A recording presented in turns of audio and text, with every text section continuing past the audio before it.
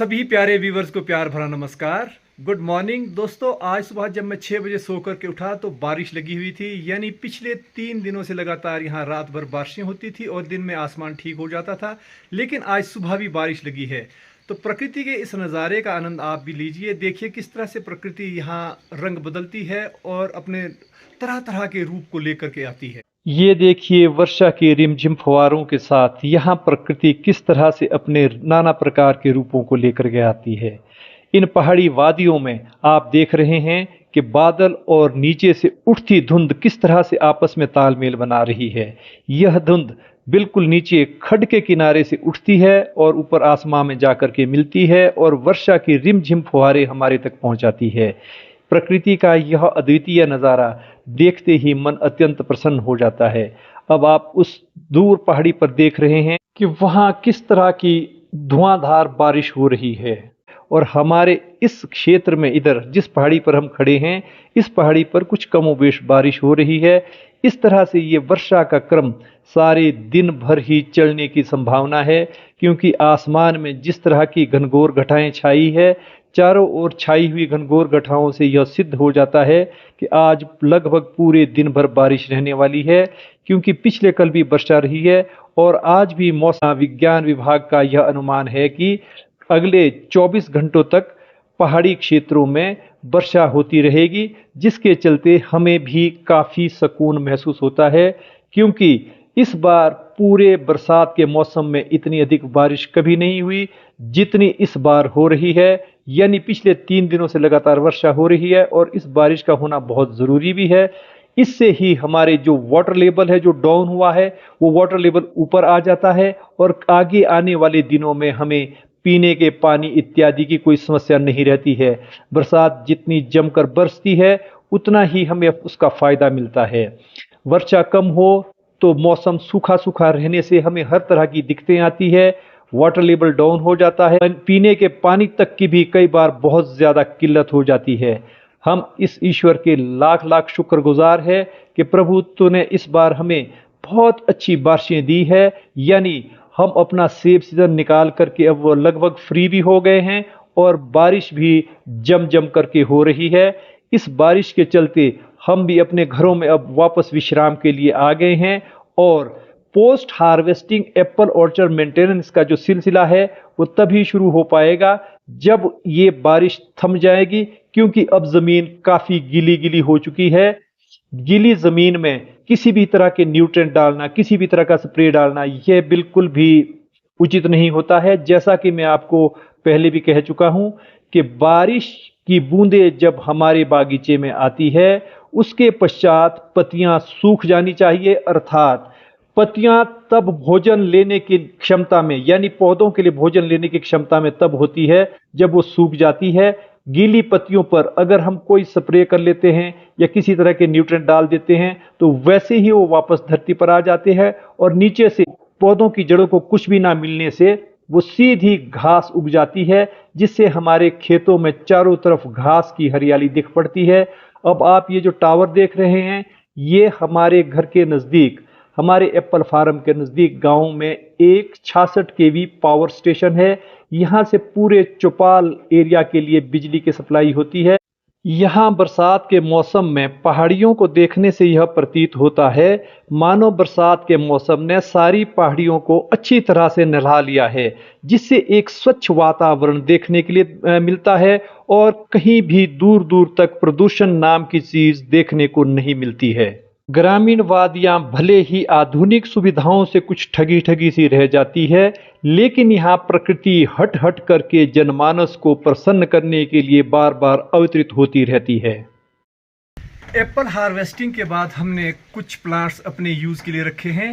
यानी रॉयल के पौधे में गोल्डन की कलम देख रहे हैं आप, इसमें गोल्डन की कलम है। इस कलम के जो फल है हमने वो अपने यूज़ के लिए रखे हैं ताकि ये फल देर तक इसी पौधे में रहें और इसमें पूरा रस आस्वादन हो सके।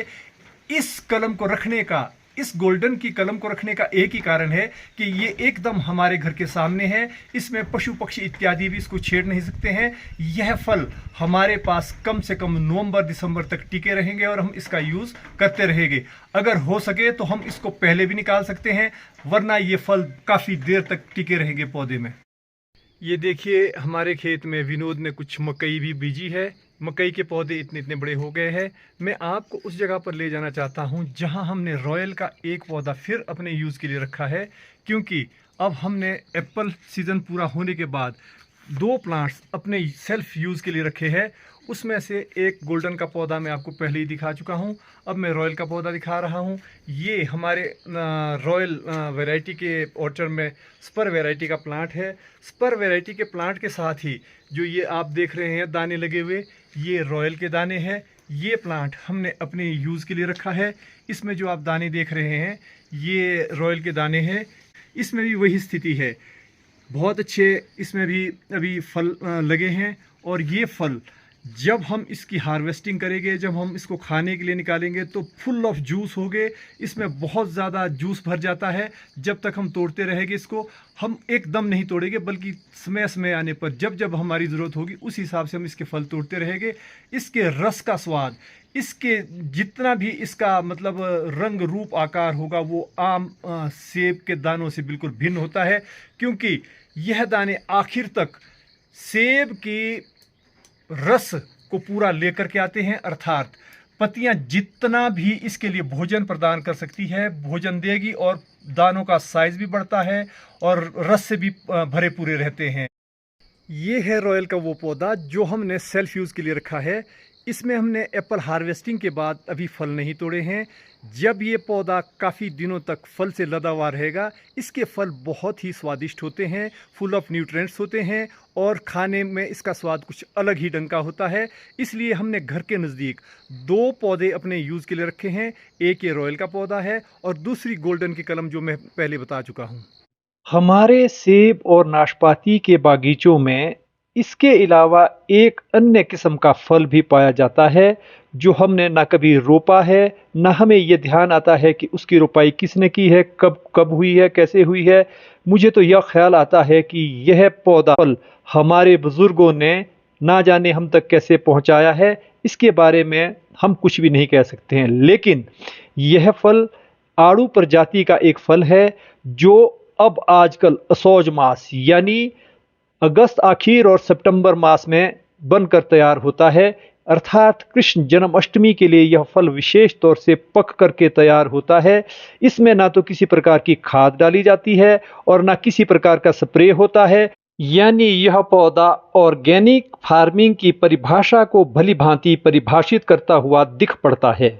इस पर यह उक्ति भी भली भांति चरितार्थ होती है कि मनुष्य का स्वभाव एक वृक्ष के समान होना चाहिए। जिस प्रकार एक वृक्ष की जड़ें पृथ्वी से रस चूसने में निमग्न रहती है, उस पौधे को यह मालूम नहीं होता है कि उसमें कितने रंग के फूल आते हैं, किस तरह की पत्तियां आती है, किस तरह के फल आते हैं, उसके फल कौन ले जाता है, कितने ले जाता है। पौधा बिल्कुल निष्काम भाव से, परोपकार की भावना से अपने रस चूसने में पृथ्वी से लगा रहता है। अगर मनुष्य का स्वभाव भी इसी तरह से हो, वह काम करता जाए, उसकी गणना ना करे, दूसरों के कार्य में सहायक सिद्ध हो, तो ना जाने मानवता का कितना जिंदा उदाहरण हमारे समक्ष उभर कर आएगा। हमें इन पौधों से यह सीख लेनी चाहिए कि हमें इस तरह का भी जीवन यापन कर लेना चाहिए। अब इन खूबसूरत पहाड़ों का नज़ारा एक बार आप फिर से देखिए। जैसा कि आपने सुबह देखा था कि बादल और धुंध पूरे पहाड़ियों को लपेटकर अपने आंचल में समेटे हुए थे, उसी प्रकार अब वह धुंध आसमान की ओर ऊपर की ओर छटती गई है और धुंध के बीच से निखरी निखरी पहाड़ियां हमें स्वच्छता और अपने साथ रहने के लिए एक स्वच्छ वातावरण प्रदान करती हुई दिख रही है। नेचर का यह अद्भुत मेल ग्राम्य जीवन में स्वस्थ और निरोग जीवन की ओर संकेत करता है। आप सभी द्वारा दिए जा रहे प्यार और सहयोग के लिए मैं आपका बहुत आभारी हूं। आपका प्यार और सहयोग मेरे सामने हर बार प्रेरणा बन कर उभरता है। इसके लिए मैं आपका बहुत बहुत धन्यवाद करता हूं। बादलों की लुका छुपी और वर्षा ऋतु को लेकर आपको यह ब्लॉग कैसा लगा? आपको अगर यह ब्लॉग अच्छा लगा हो तो वीडियो को लाइक करना और चैनल को भी सब्सक्राइब करते रहना। Post harvesting Apple orchard maintenance को लेकर हम अगले ब्लॉग में आपके साथ शीघ्र ही मिलने वाले हैं। तब तक स्वस्थ रहिए, मस्त रहिए। जय हिंद।